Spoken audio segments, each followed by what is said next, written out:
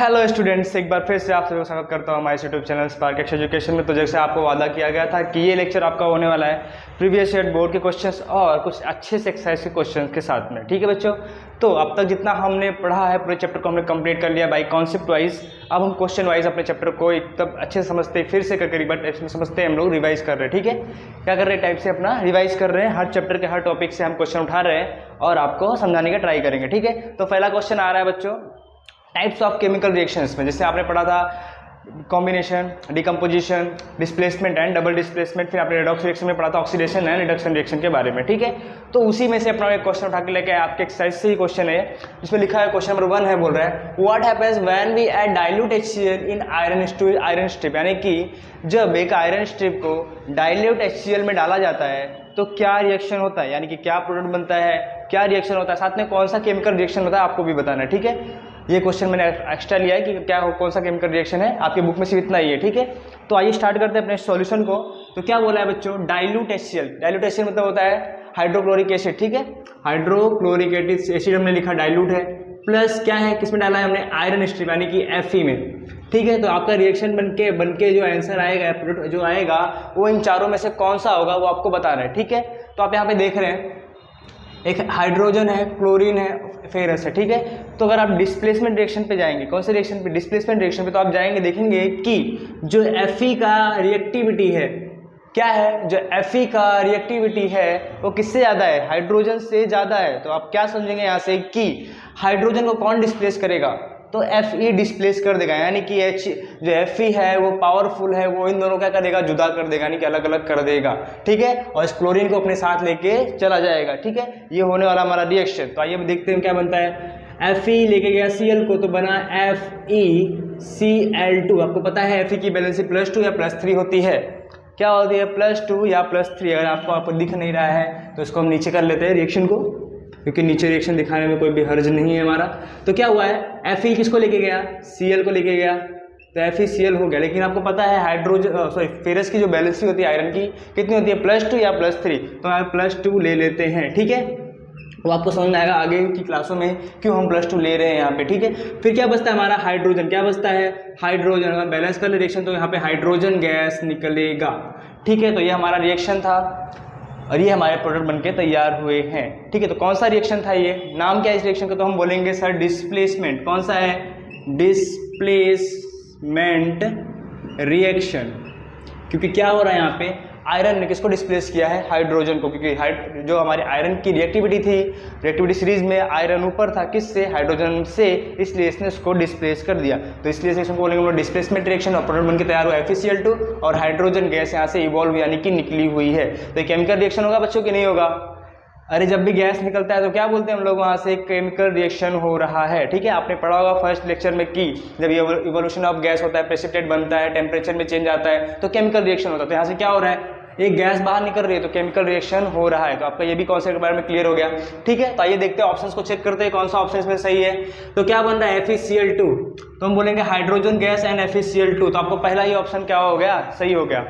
क्या हो गया, पहला ऑप्शन भी सही हो गया। तो देख लेते हैं और कुछ नीचे, क्या पता कुछ और सही हो जाए, मल्टीपल हो तो। ठीक है, तो क्या बोल रहा है, Cl2 gas and FeOH twice बन रहा है, नहीं। फिर बोलेंगे नो रिएक्शन, तो ऐसा हो नहीं सकता क्योंकि इसकी रिएक्टिविटी ज़्यादा है, तो रिएक्शन तो होने वाला ही है। तो ये भी ऑप्शन गलत हो जाएगा। थर्ड बोल रहा है आयरन सॉल्ट, तो ये आयरन सॉल्ट तो है, इसे आयरन सॉल्ट हम बोलते हैं। लेकिन यहाँ पे दूसरा ऑप्शन क्या है, वाटर, लेकिन वाटर नहीं, यहाँ पे क्या बन रहा है हमारा H2O, यानी कि एक कंडीशन तो सेटिस्फाई है, दूसरी कंडीशन सेटिस्फाई नहीं थी, इसलिए हम कौन सा बोलेंगे ऑप्शन सही है हमारा, तो हमारा फर्स्ट ऑप्शन सही है। तो ये टाइप्स ऑफ रिएक्शन से क्वेश्चन है, इस टाइप के क्वेश्चन आपको बोर्ड में आ सकते हैं, एग्जाम में आ सकते हैं। तो अब इतना समझ में आता है, आते दूसरे क्वेश्चन पे जिसमें हम थोड़ा रिएक्शन को बैलेंस करने का ट्राई करेंगे और कुछ अच्छे क्वेश्चन लेंगे। ठीक है, तो बच्चा दूसरा क्वेश्चन आ गया अपना बैलेंसिंग ऑफ द रिएक्शंस के ऊपर। ठीक है, तो रिएक्शन को बैलेंस करने के ऊपर आता है हमारा दूसरा क्वेश्चन। दो क्वेश्चन लिखे हुए, एक वर्ड वाला है, दूसरा हमने एक फॉर्मूला लिख के किया हुआ है। ठीक है, तो आइए स्टार्ट करते हैं अपना क्वेश्चन। कभी कभी क्वेश्चन आपको एग्जाम में इस तरह पूछे जाते हैं, कभी कभी इस तरह पूछे जाते हैं। तो हमने दोनों टाइप के क्वेश्चन को यहाँ पे कवरअप करने का ट्राई किया है। तो फर्स्ट में क्या दिया हुआ है आपको, केमिकल नाम दे दिया, यानी केमिकल नेम दे दिया है आपको। पहले यहाँ पे केमिकल फार्मूला बनाना है, फिर केमिकल फार्मूला को लिख के रिएक्शन को बैलेंस करना है। ठीक है, दो चीज़ें करनी है आपको, पहले केमिकल फार्मूला लिखना है, फिर रिएक्शन को बैलेंस करना है। तो आइए स्टार्ट करते हैं, केमिकल फार्मूला लिखने का ट्राई करते हैं हम लोग। तो अपन 9th क्लास में पढ़ा हुआ केमिकल फॉर्मूला कैसे लिखा जाता है, ठीक है। तो आइए स्टार्ट करते हैं। बेरियम क्लोराइड क्या है, बेरियम क्लोराइड, बेरियम को दिखाते हैं हम लोग बी फॉर बॉल से, ये अपना सॉल्यूशन है यहाँ पे, ठीक है। बेरियम को होता है Ba, ठीक है। फिर आता है हमारा क्लोरीन, कौन आता है, क्लोराइड Ba, लेकिन बेरियम की जो बैलेंस होती है वो होती है +2, इसलिए हम यहाँ पे लिखेंगे BaCl2। फिर दूसरा है पोटेशियम सल्फेट, क्या है, पोटेशियम सल्फेट। तो यहाँ पे सल्फेट की बैलेंस -2 होती है, कितनी होती है, -2, इसलिए हमको 2 पोटेशियम देना पड़ेगा, तो यहाँ पे जाएगा K2SO4। ये रिएक्शन जा रहा है, क्या बन रहा है इस रिएक्शन से, बेरियम सल्फेट यानी कि BaSO4। क्यों हमने BaSO4 कर दिया, क्योंकि बेटा आपको बेरियम की जो बैलेंस होती है +2, इसकी होती है -2, तो ये हो गया 0 यानी कि न्यूट्रल कंपाउंड बन गया, ठीक है। फिर दूसरा हमने लिया पोटेशियम क्लोराइड, क्या लिया है, KCl, इसका +1 इसका -1, ये भी हो गया न्यूट्रल कंपाउंड। यहाँ पे भी आप देख सकते हैं, इसका +2, ये 2 बन जा -2 हो जाएगा, ये भी होगा 0 यानी कि हमारा न्यूट्रल कंपाउंड बन गया। यहाँ पे कितना है, +1 होता है एक पोटेशियम का, तो हम 2 × +1 यानी कि +2, इसका होता है -2 यानी कि ये भी हो गया 0 यानी कि न्यूट्रल कंपाउंड बन गया। तो ये आपको ये सब चीज़ें जो आपने 9th क्लास में पढ़ी है वो भूलना नहीं है, वो सब चीज़ें यहाँ पे आपको अप्लाई करेंगे तो आप इजीली किसी भी चीज़ का केमिकल फॉर्मूला बना सकते हैं, ठीक है। तो इसको मिटाते हैं। तो ये हो गया हमारा केमिकल रिएक्शन लिख उठा है। अब इसे क्या करना है, हमें बैलेंस करना है, यानी कि सब चीज़ों को देखना है कौन बराबर है या नहीं है, ठीक है। तो स्टार्ट करते हैं पहले Ba से। तो आप देखेंगे Ba यानी कि बेरियम तो भाई बराबर है, सल्फेट भी बराबर है, बचा कौन, ये 2 है, ये भी 2 है। अब अच्छी बात है कि दोनों साथ में है। अच्छी बात क्या है, दोनों के दोनों कैसे हैं, साथ में, यानी कि हम 2 से मल्टीप्लाई कर दें यहाँ पे by hit and trial method, तो क्या होगा, 2 पोटेशियम भी हो गया, 2 क्लोरीन भी हो गया। तो 2 पोटेशियम चाहिए था, 2 पोटेशियम चाहिए था, 2 क्लोरीन चाहिए था, हमें मिल चुका है, ठीक है। तो ये रिएक्शन हो गया हमारा बैलेंस। हम लिखेंगे नीचे बैलेंस रिएक्शन, बैलेंस रिएक्शन लिख के, ऐसा लिखना है आपको एग्जाम में। ऐसा करने के बाद लिखेंगे BaCl2 + K2SO4 गिव्स, वो कैपिटल लिखना है यहाँ पे, BaSO4 + 2 टाइम्स ऑफ KCl। तो आपका 1 मार्क्स या 2 मार्क्स कहीं पे जाए कटने वाला नहीं है अगर आप ऐसे करते हैं तो। आई होप यहाँ पे कुछ ज़्यादा ही ब्राइटनेस आ रही है तो उसको हम देखने का ट्राई करते हैं। तो आई होप आप बराबर दिख रहा होगा आपको। तो यहाँ पे क्या है, बेरियम सल्फेट और पोटेशियम क्लोराइड, तो आपका रिएक्शन बैलेंस हो चुका है, आपके मार्क्स कटने वाले नहीं अगर आप इस तरह से करते हैं तो। आइए दूसरा क्वेश्चन देखते हैं अपना, जिसमें आपको क्वेश्चन यानी कि फॉर्मूला लिख के दे दिया हुआ है। अब आपको सिर्फ रिएक्शन बैलेंस करना है, यानी कि आपको सब कुछ पहले से बना बनाया दे दिया है, बस आपको निकालना है, थाली में खाना शुरू करना है, ठीक है। इसमें आपको बनाना भी था फिर खाना था, इसमें आपको बना दे दिया, आपको सिर्फ खाना खाना है, ठीक है। तो आइए स्टार्ट करते हैं। सोडियम हाइड्रोक्साइड का रिएक्शन किस साथ में हो रहा है, सल्फ्यूरिक एसिड के साथ में, तो बन रहा है Na2SO4 and H2O, ठीक है। तो ये है अपना रिएक्शन। तो आइए स्टार्ट करते हैं। ये है Na 2 है, ठीक है। रुकते हैं, यहाँ पे अगर 2 से मल्टीप्लाई कर दें हम लोग तो क्या कर दें, यहाँ पे 2 से मल्टीप्लाई कर दें तो हिट एंड ट्रायल मेथड कर रहे हैं बच्चों। अब दूसरा मेथड भी यूज़ करें जो हमने बताया हुआ है, स्टिक्योमेट्रिक कोफिशिएंट लेके, यानी कि ABC लेके आप उसकी वेरीफाइड करके आप इजीली रिएक्शन को बैलेंस कर सकते हैं। लेकिन आपको यहाँ पे ज़्यादा मेहनत करने की जरूरत नहीं पड़नी चाहिए क्योंकि रिएक्शन बहुत ईजिली बैलेंस हो जाएगा। आप देखिए अभी तो यहाँ पे क्या है, अगर हम 2 से मल्टीप्लाई कर दे तो 2Na यानी कि Na तो बैलेंस हो गया। सल्फेट कितना होना चाहिए था, सल्फेट भी ओके है, 1 है, ठीक है। हाइड्रोजन कितना है यहाँ पे, 2 हाइड्रोजन 2 ऑक्सीजन, ठीक है, 2 हाइड्रोजन और 2 ऑक्सीजन, 2 हाइड्रोजन यहाँ पे, 2 हाइड्रोजन यहाँ पे, 2 हाइड्रोजन यहाँ पे, 2 हाइड्रोजन, तो यहाँ पे तो क्या कितना कम पड़ रहा है अपने पास, 2 हाइड्रोजन की कमी आ रही है। अगर हम यहाँ पे भी 2 से मल्टीप्लाई कर दे तो 2 2 4 हाइड्रोजन हो गए, 2 यहाँ से लिए हमने, 2 यहाँ से लिए, तो टोटल हो गए 4, तो 4 यहाँ पे मिल गए। अब ऑक्सीजन की देख लेते हैं, ऑक्सीजन बैलेंस है कि नहीं है। ऑक्सीजन 2 है यहाँ पे, ऑक्सीजन 2 है यहाँ पे, ऑक्सीजन भी बैलेंस है। तो आपका केमिकल रिएक्शन इजीली बैलेंस हो गया है। आपको कुछ नहीं करना है, नीचे एरो लगाना है, इस सारी रिएक्शन को वापस नीचे उतार देना, लिख देना बैलेंस्ड केमिकल रिएक्शन। तो अब इतना समझ में आया होगा। अगर आप ये रिएक्शन देखोगे बच्चों तो ये रिएक्शन बहुत इंपॉर्टेंट रिएक्शन है, आपको सेकंड चैप्टर में एसिड एंड बेस में आने वाला है। इसे हम बोलते हैं न्यूट्रलाइजेशन रिएक्शन। क्या बोलते हैं, न्यूट्रलाइजेशन रिएक्शन। आपको सेकंड चैप्टर में बहुत अच्छे से पढ़ाया जाएगा, इंपॉर्टेंट क्वेश्चन है बोर्ड्स के लिए। इसमें क्या होता है, जब एक बेस, ये क्या है, एक बेस है, ये एक एसिड है, बेस और एसिड रिएक्ट करते हैं तो क्या होते हैं, न्यूट्रल हो जाते हैं, यानी कि उनका जो रिएक्शन प्रॉपर्टी यानी कि एसिड की प्रॉपर्टी और बेस की प्रॉपर्टी क्या करते हैं, पूरी तरीके से गायब हो जाती है उनकी, और एक नया कंपाउंड बनकर तैयार होता है, इसका नाम होता है Na2SO4, इसे हम बोलते हैं सॉल्ट, और वाटर रिलीज होता है। ठीक है, इस प्रोसेस को हम लोग बोलते हैं न्यूट्रलाइजेशन प्रोसेस या फिर न्यूट्रलाइजेशन रिएक्शन। ठीक है, तो अब इतना आपको समझ में आया होगा। अब कुछ लेते हैं बोर्ड से क्वेश्चन जो आपके इस टाइप से आए हुए हैं एग्जाम्स में, इसमें balance of reaction, types of chemical reaction पहचानने को आया है। मैक्सिमम यहीं से क्वेश्चन आपके सबसे ज्यादा उठते हैं कि बैलेंस करना है रिएक्शन को, टाइप कौन से टाइप का केमिकल रिएक्शन है। ठीक है, तो आइए क्वेश्चन को भी देखते हैं। तो बच्चों आपके सामने क्वेश्चन है, ये क्वेश्चन आया हुआ है 2015 CBSE में। ठीक है, 2015 में आया हुआ है क्वेश्चन है। तो उसमें क्या हुआ है, पूछा है क्वेश्चन में, आपको देखेंगे इन इलेक्ट्रोलाइसिस ऑफ अ वाटर, किसका इलेक्ट्रोलाइसिस करना है, वाटर का, यानी कि पानी का इलेक्ट्रोलाइसिस करना है। करने पे जो हमारा वॉल्यूम होता है, क्या वॉल्यूम, यानी कि फर्स्ट गैस का वॉल्यूम दूसरी गैस के कंपैरिजन में डबल होता है, वो कौन सी गैस होती है वो बताना है हमको। ठीक है, कौन सा गैस डबल आता है एक दूसरे के कंपैरिजन में। ठीक है, तो ये अपना क्वेश्चन है, आप एक बार क्वेश्चन पढ़िए और समझिए क्या लिखा है। मैं आपको बता दिया मोटा मोटा कि हाँ ये क्वेश्चन में पूछा गया है। ठीक है, तो स्टार्ट करते हैं अपने क्वेश्चन को, सोल्यूशन को। तो क्वेश्चन में बोला है कि इलेक्ट्रोलाइसिस, तो इलेक्ट्रोलाइसिस में क्या होता है बच्चों, ऐसे कोई भी केमिकल लेना है आपको, उसके ऊपर क्या करना है, इलेक्ट्रिसिटी प्रोवाइड करानी है। ठीक है, तो इलेक्ट्रिसिटी प्रोवाइड करेंगे तो वो दो चीजों में टूटेगा, एक प्लस में एक माइनस पे, फिर आपको दो, एक एनोड और एक कैथोड लगाना है, फिर वो गैसेस उसकी तरफ अट्रैक्ट होंगे। तो आपको देखते हैं ठीक से, सपोज कीजिए आपको एक कंटेनर लिया है हमने, ठीक है,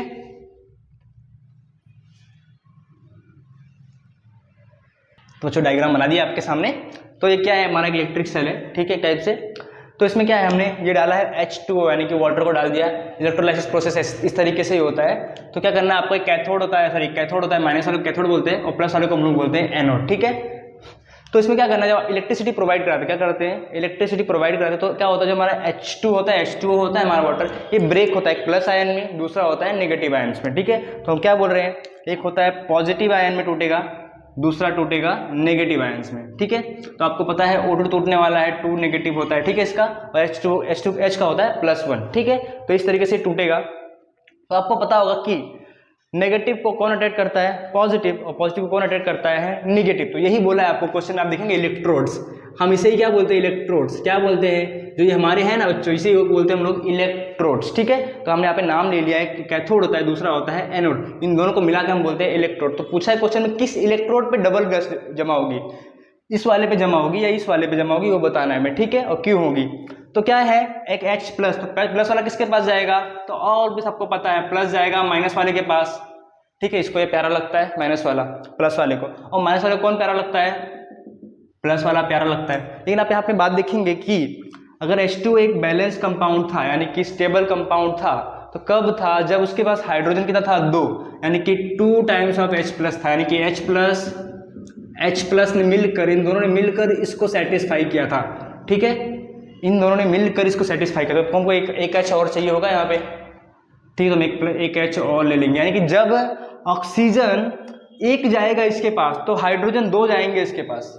क्या होगा, जब ऑक्सीजन का एक मॉलिक्यूल इसके पास जाएगा, यानी कि इस कैथोड के पास एक इलेक्ट्रोड पे, तो हाइड्रोजन का 2 जाएगा, कितना जाएगा, 2। आपको पता होगा कि, तो क्या बच्चों, जो ऑक्सीजन है कहाँ पे आएगा, अपना एनोड पे आएगा, और हाइड्रोजन के 2 मॉलिक्यूल्स कहाँ पे आएंगे, कैथोड पे आएंगे। ठीक है, तो हम यहाँ पे बोल सकते हैं कि जो रेशियो है हमारे एटम्स का, मॉलिक्यूल्स का, कितना है, 2:1। कितना है, 2:1, यानी कि 2 हाइड्रोजन पर 1 ऑक्सीजन है। इसलिए सबसे ज्यादा गैस कौन सी जमा होगी, किस इलेक्ट्रोड पे, तो आप बोलेंगे सर एनोड पे जमा होगी। कहाँ पे जमा होगी, एनोड पे जमा होगी। कितना जमा होगी, 2 टाइम्स ऑफ ऑक्सीजन, यानी कि जितना, अगर ऑक्सीजन 1 जमा होगा तो हाइड्रोजन कितना जमा होगा, 2। तो इसलिए हाइड्रोजन गैस सबसे ज्यादा जमा होगी इस एनोड के, सॉरी कैथोड के ऊपर। ठीक है, क्योंकि ये प्लस है और ये माइनस है। ठीक है, तो इसमें बोलेंगे 2:1 का हमारे पास रेशियो था एटम्स का, इसलिए जो हमारा हाइड्रोजन है वो कहाँ पे जमा होगा ज़्यादा, सबसे ज़्यादा कैथोड के ऊपर। तो आपको आंसर में लिख देना, hydrogen gas is collected double of the gas collected over the other electrode, यानी कि जो हाइड्रोजन गैस होगा वो दूसरे पे कंपेरिजन में ज़्यादा जमा होगा, यानी कि 2 टाइम्स में जमा होगा। तो अब इतना आपको समझ में आता है। दूसरा क्वेश्चन लेते हैं, एक और बैलेंसिंग ऑफ द इक्वेशन के ऊपर। तो बच्चों एक और क्वेश्चन आपके साथ में CBSE 2012 में आया हुआ क्वेश्चन। तो इसमें क्या करना है, आपको आइडेंटिफाई करना है क्वेश्चंस, यानी कि रिएक्शंस को, कौन सा रिएक्शन कौन सा है। ठीक है, बहुत ईजी से क्वेश्चन था। तो आइए देखते हैं, आप लोग शायद पता होगा, देख के पता चलेगा। वीडियो पॉज कीजिए, कि कौन सा रिएक्शन कौन सा है। आप खुद से एक बार ट्राई कीजिए, फिर मैं आंसर आपको यहाँ पे बताता हूँ। ठीक है, तो फर्स्ट क्वेश्चन देखिए, आपने शायद क्वेश्चन सॉल्व किया होगा। तो फर्स्ट क्वेश्चन पे आते हैं, देखते हैं यहाँ पे क्या हो रहा है। कार्बन है, जब मीथेन को जलाया गया ऑक्सीजन की प्रेजेंस में तो कार्बन डाइऑक्साइड गैस और हाइड्रोजन और पानी निकला। ठीक है, तो क्या हुआ यहाँ पे, आप देखेंगे कार्बन के पास क्या था, यहाँ पे हाइड्रोजन था। कार्बन के पास क्या था, हाइड्रोजन था। लेकिन आप यहाँ पे देख रहे हैं कार्बन के साथ क्या हमें आ गया है, हमारे पास ऑक्सीजन आ गया है। तो ऑक्सीजन का जुड़ना या फिर हाइड्रोजन का निकलना कौन सी रिएक्शन होती है, तो आप बोलोगे सर ऑक्सीडेशन रिएक्शन। कौन सी होती है,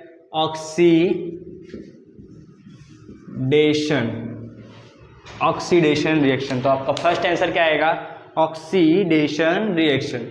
आपको नहीं दिख रहा है तो यहाँ पे लिखते हैं ऑक्सीडेशन रिएक्शन।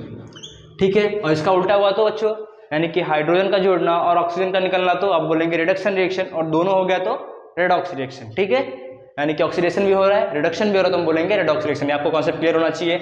ऑक्सीजन का जोड़ना, हाइड्रोजन का निकलना कहलाता है ऑक्सीडेशन रिएक्शन। तो पहला हो गया आपका ऑक्सीडेशन रिएक्शन। दूसरा देखेंगे आप लोग, lead nitrate plus potassium iodide बन के आया हमारा lead nitrate and potassium nitrate. तो आप देख रहे होंगे पहले इन दोनों की दोस्ती थी, पहले आप देखेंगे Pb की और NO3 की दोस्ती थी। यहाँ पे पोटेशियम आयोडीन की दोस्ती थी।